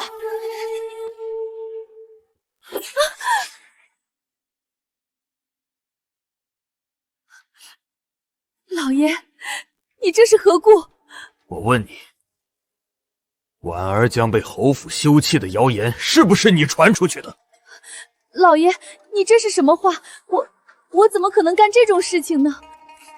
柳婷，你当我是个傻子不成？这些年你对婉儿如何，真当我不知道是吗？老爷，我够了，我不想听你解释，我只警告你一次，婉儿现在不再是之前任你拿捏的那个婉儿了。你若还想保住你夫人的位置，就给我老实点，别再犯蠢。听懂了吗？哼！娘，你怎么样？徐婉那个贱人又干什么事情了？惹得你父亲发这样大的火？宗锦城他居然真的考上白鹿书院了，还是第10名。整个京城的人都震惊了，都说徐白教子有方。今日上朝的时候，老侯爷拉着父亲说了好久呢。凭什么？那个贱人到底凭什么？徐婉，我不会放过你的。表姑娘，您可要为臣妇做主啊！那侯府欺人太甚，当众羞辱婉儿，还拿京兆府压人，逼得婉儿当众……行了，你儿子当众人跟人打赌，输了不认账，还污蔑人家作弊，真当本宫不知道吗？表姑娘，您都知道了，满京城都传遍了，你还好意思来哭诉？回去好好管教你家儿子，愿赌服输，别给我罗家丢人。再让本宫听见你们在外头嚼侯府的舌根，休怪本宫不讲姑嫂情面。是臣妇叨扰，臣妇这就告退。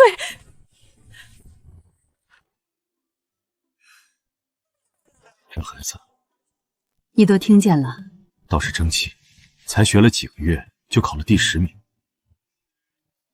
是啊，有其父必有其子嘛。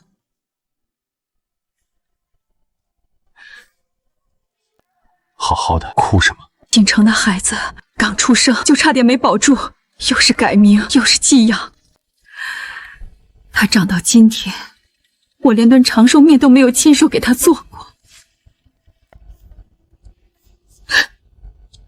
我知道，这些年，每次看见别人家的孩子承欢亲下，我就想起锦城。这日子到底什么时候才是个头啊？宗周在北方的事快办完了，等他回来，锦城的身份或许就不用再瞒着徐婉了，我们也能跟锦城接触接触了。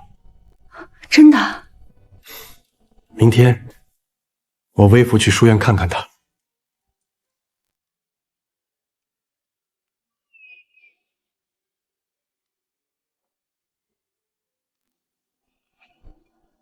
8年了，也该给你了。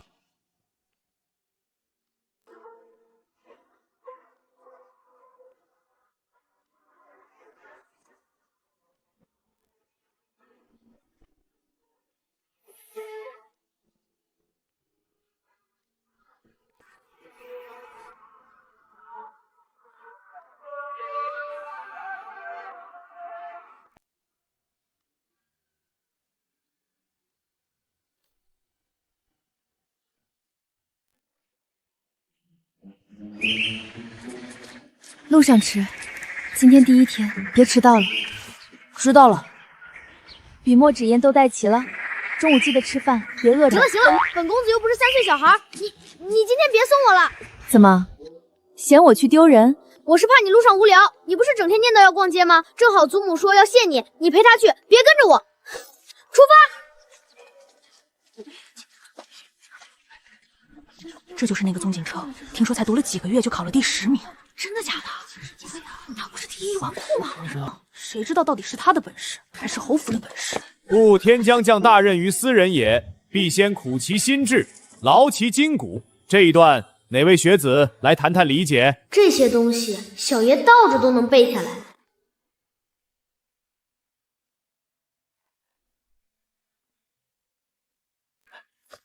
这位是贵客，来书院巡视。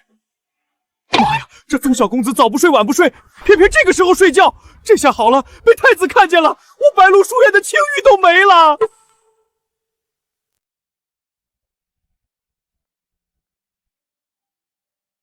这位学子，天亮了。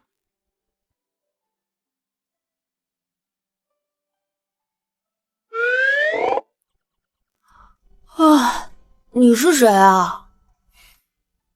宗锦城，不得无礼！无妨，我只是好奇，大家都在听课，你怎么在睡觉？他讲的这些我都会了，听了发困，不如睡觉。哦，都会了，那我考考你。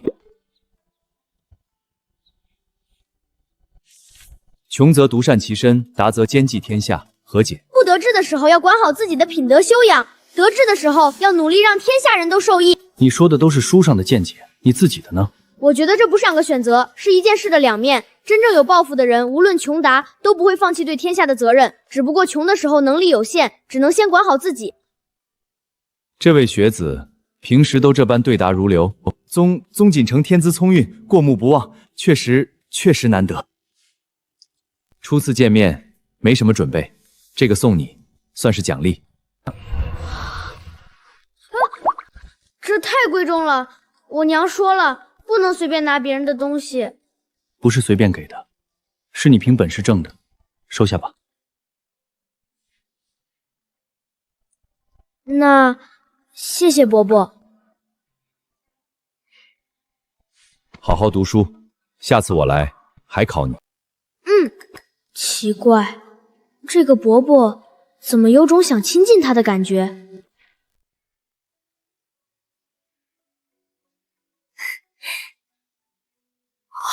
天哪，夫人，买了这么多东西！别提了，我和娘出去逛街，但凡我眼睛在哪里多停留一会儿，娘就要给我买下来。那可不，你为锦城那孩子掏了多少心，我买点东西怎么了？又不值几个钱。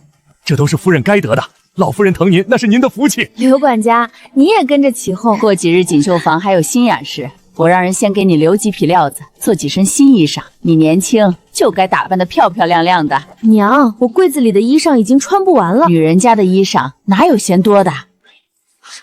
太子殿下有令，远洋侯府徐氏接旨。正厅跪下接旨。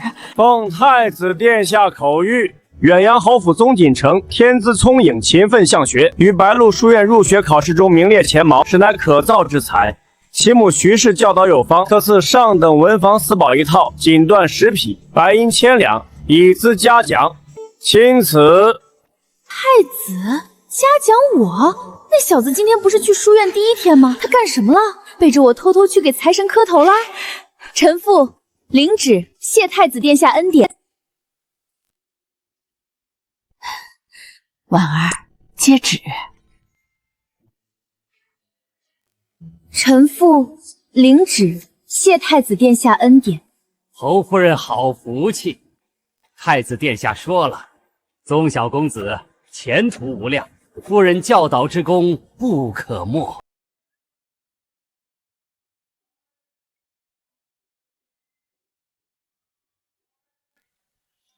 娘，这什么情况？太子怎么会知道锦城？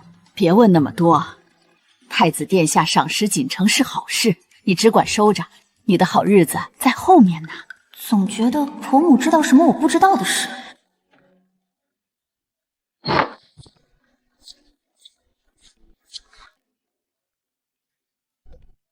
回来了。太子殿下的赏赐是不是跟你有关系？今天有个伯伯来书院考了我几个问题，我都答上来了。他非要送我玉佩，我不要，他硬塞给我的。喏，就这个，说是奖励。我还没搞清楚他是什么来头呢。所以你就在课堂上睡着了，被人家抓了个正着。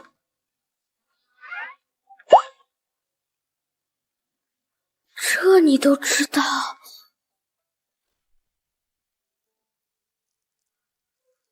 你知不知道，在课堂上睡觉是对夫子最大的不尊重？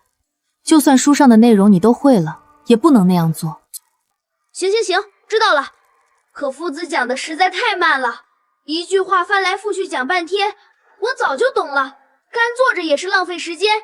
那你可以自己看书或者写文章，睡觉算怎么回事？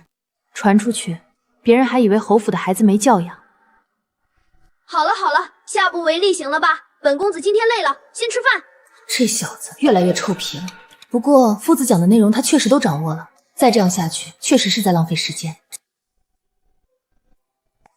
看来得给他找一个更高阶的夫子了。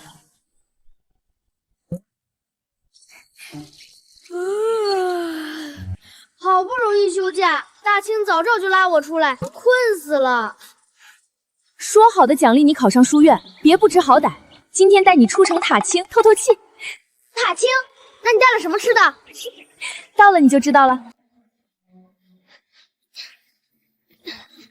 驾！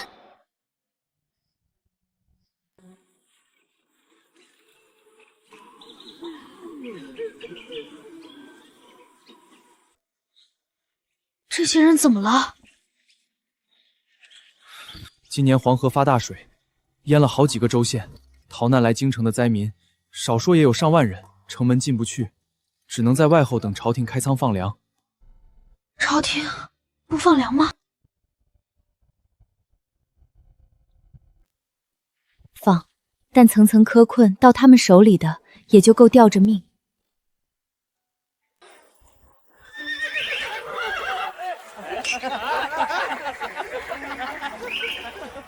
他们在那边吃喝玩乐，城外的人连口粥都喝不上。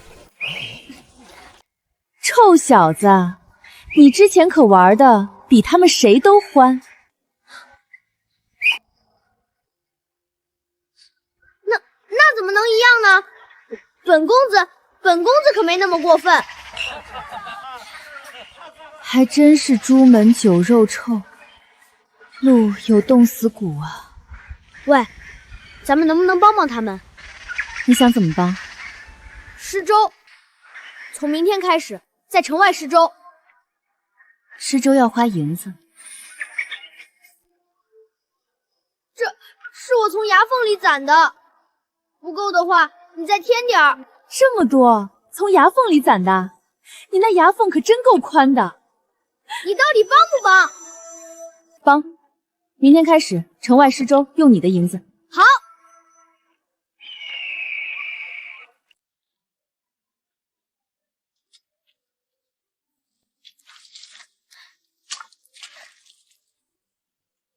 慢点儿，别烫着。谢谢小公子，谢谢。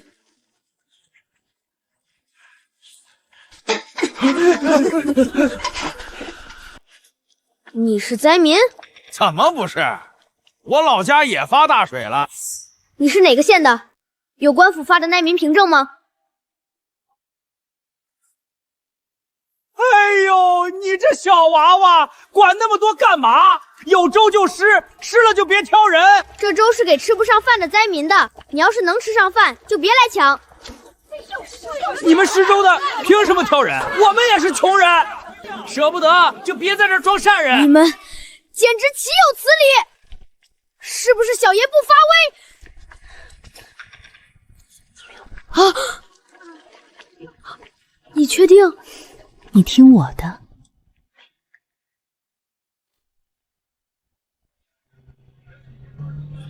来，给爷来一碗。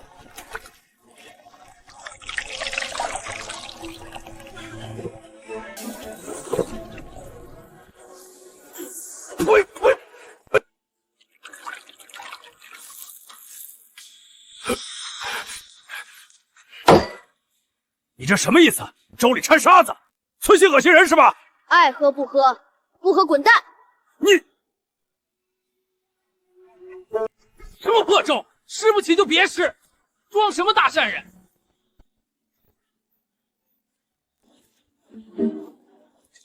劳烦小公子。小娃娃，这粥里怎么这么多沙子？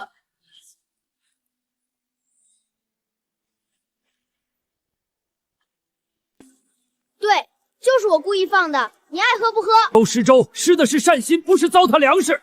你顽皮也要有个度，这不是存心作践人吗？你这娃娃心肠坏透了，老夫今天非拉你去见官不可！干什么干什么？我家公子是你能碰的？伤了我们家公子，你担待得起吗？好大的威风！天子脚下，光天化日，施粥掺沙子，还不让人说？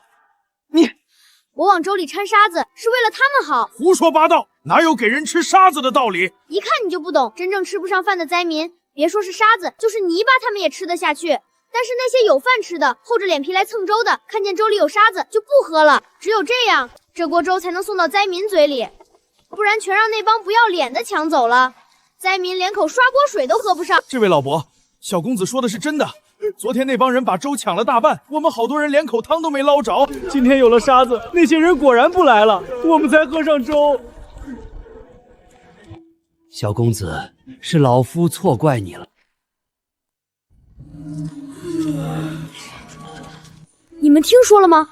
老院长游学回来了，真的，就是那位3代帝师周巡周老先生，不止回来了，听说他要收徒。收徒？老院长都10年不收徒了。我娘跟老院长的夫人是远房亲戚，前几日老院长回来，我娘还特意带着我去拜访过。老院长还夸我学问扎实，说本届学子中我是最有希望的一个。真的？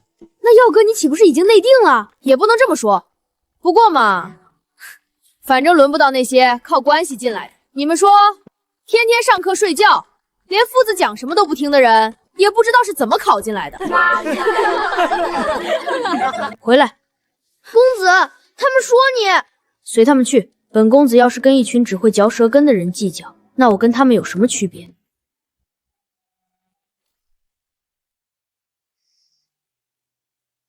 自从夫人来了，小公子真的变了好多。以前要是有人敢这么说他，早就撸袖子上去打了。幼稚！都起来，都起来！老院长游学回来了，今日亲自来书院巡视，都精神点儿，把衣冠整理好。公子，精神点儿，来的是大人物。大人物怎么了？大人物就不让人睡觉了？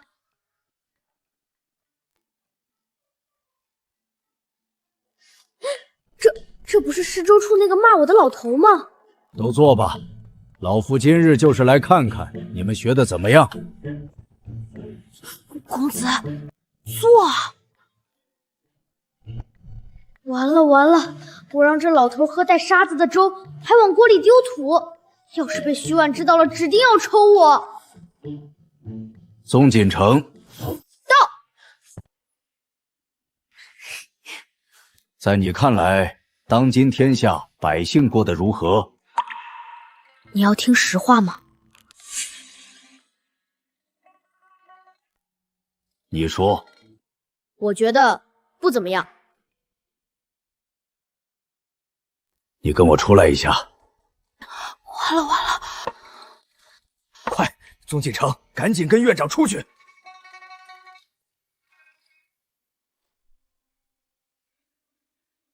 天哪，宗景日完了！他居然说不怎么样，这不是等于说当今圣上治国无方？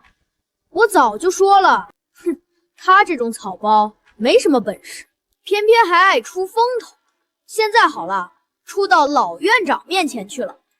其实他说的也没错吧？最近城外了那么多灾民，确实过得不好。你懂什么？灾民是灾民，朝廷不是已经在放山了吗？就是他当着老院长的面这么说，就是居心叵测。传出去，别人还以为我们白鹿书院教出来的学生都跟他一样，对朝廷心怀不满。你说老院长把他叫出去，会不会是要罚他？我看不止，他那个话往小了说是口无遮拦，往大了说就是诽谤朝政。说不定他马上就要被除名了。怎么，在施粥处不是挺能说的？这会儿哑巴了？谁哑巴了？我就是还没想好说什么。那就先别想，坐。哦。老夫10年不收徒了。听说了。但老夫今天要破例了。你知道为什么吗？不知道。因为老夫在他身上看见了一样东西。什么东西？不只是会读书的脑子，是心里装着别人。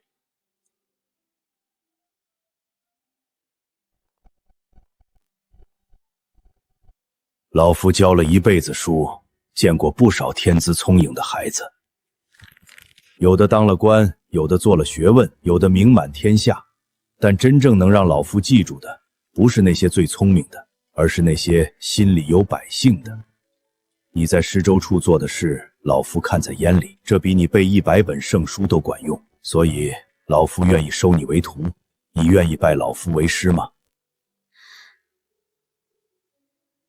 学生宗锦城拜见老师。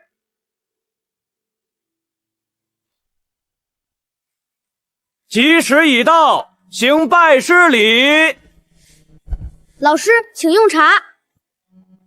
从今日起，你便是老夫的关门弟子。为师送你4句话：为天地立心，为生民立命，为往圣继绝学，为万世开太平。你记住了吗？学生记住了。这是为师年轻时手抄的，跟了为师40年。今日送给你。学生定不负老师教诲。你家人为了你读书费了不少心思，去给他们也敬杯茶吧。祖父祖母请用茶。好孩子，好孩子。娘，请用茶。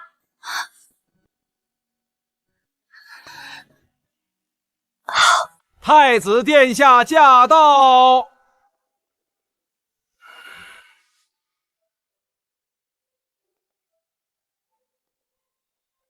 上次送你的麒麟佩是见面礼，今日这方松纹古砚贺你拜师。好好读书，莫辜负你老师的期望。多谢太子殿下。私下里，你还是叫我伯伯吧。是，伯伯。这位太子殿下对锦城的态度未免太好了些。侯夫人，您到底是怎么教锦城的？他现在居然这么听话。我家那个皮猴和他不相上下，我请了3个夫子都不管用。是啊是啊，您可有什么秘诀？我们愿意出银子买。秘诀就在这2本书里，这可是我和锦城的启蒙夫子一起编写的教科书。一个落地秀才编的书，也好意思拿出来卖？我看宗锦城就是运气好。我儿子考上是运气，那你儿子考不上是什么？也是运气？你好歹是侯府夫人，当众卖书，真是上不得台面。哪里上不得台面？太子殿下，侯夫人这2部书，锦城拿给本宫看过，做得不错，著述精到，本宫会奏请朝廷，全国发行。这位夫人还有异议吗？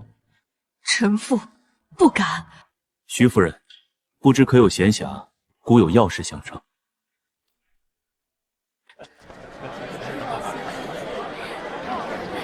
刘管家，我是徐婉的继母，我们代表尚书府来给婉儿和小少爷的拜师礼道贺。请稍后，容我通禀。慢着，我记得我没请你们吧？小公子今日拜师大喜，我们怎么能不来呢？好歹是一家人。一家人？我娘在尚书府每天吃酸果的时候，你们怎么不说是一家人？既然来了，就坐那儿吧。侯府没给你们发帖子，自然没好位置。将就一下。小公子说笑了，爱做不做，不送。娘，忍忍。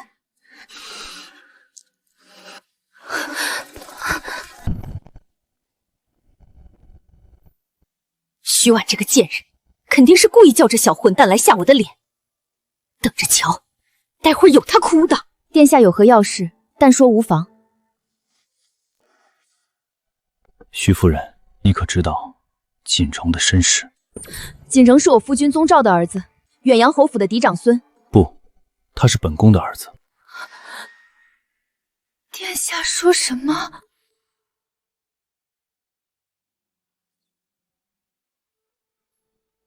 ？8年前，本宫与太子妃喜得一子，孩子却日日啼哭。方丈，小儿夜夜听哭不止，太医束手无策。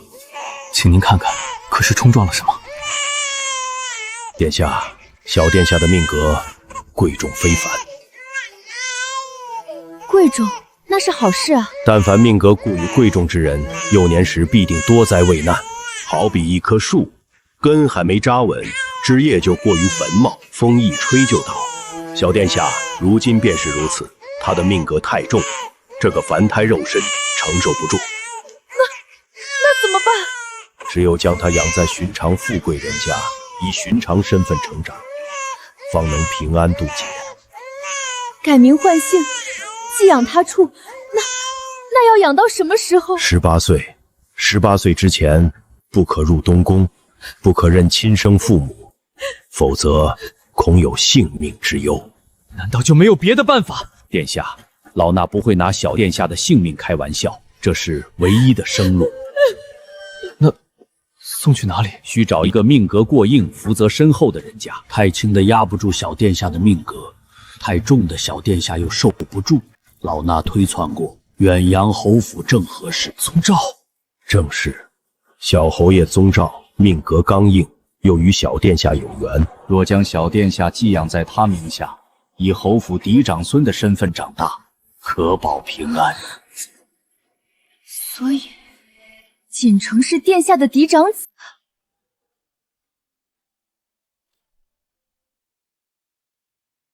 是，本宫今日告诉你，是因为你把锦城教得很好，本宫和太子妃感激不尽。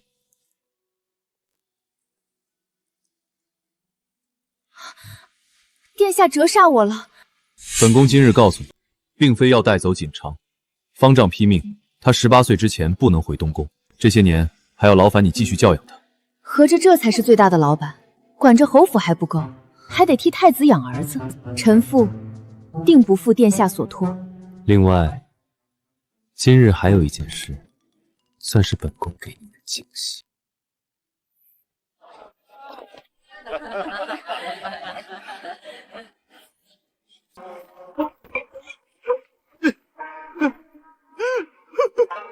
老夫人，求您成全。草民与侯夫人两情相悦，他在尚书府时便与草民私定终身，临出阁时他却被逼嫁来侯府，我们被迫分离。这是我和徐氏相通的证据，帕子上绣着他的名字，还有一支青竹。他说竹子高洁像草民的品格。老夫人，草民斗胆，求您放婉儿出府吧。这绣工倒真像是大家闺秀的手笔，莫非真有此事？还有这只银簪，也是徐氏送给草民的定情之物。他说他在尚书府不受宠，没有金银珠宝，只有这只银簪是他生母留下的，送给草民做念想。老夫人，草民不求别的，只求您开恩，放他与草民双宿双飞。成了，这回看他怎么脱身。娘，您这招太狠了，银簪和帕子都是您从尚书府偷偷拿出来的吧？那个贱人的生母留下的东西，我一直留着，就等今天。侯府再大了，也容不下这种丑事。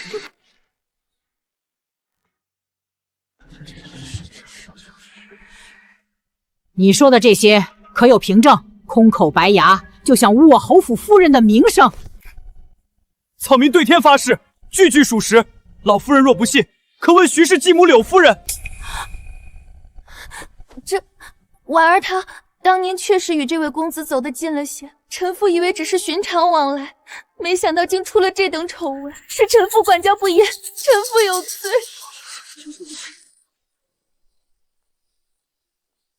顿城，你放屁！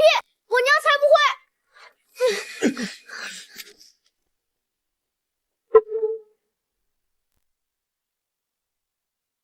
哪儿来的狂徒，敢污我夫人的名声？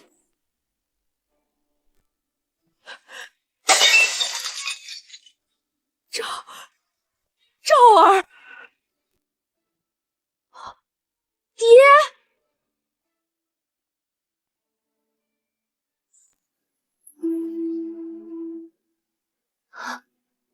这是我的夫君。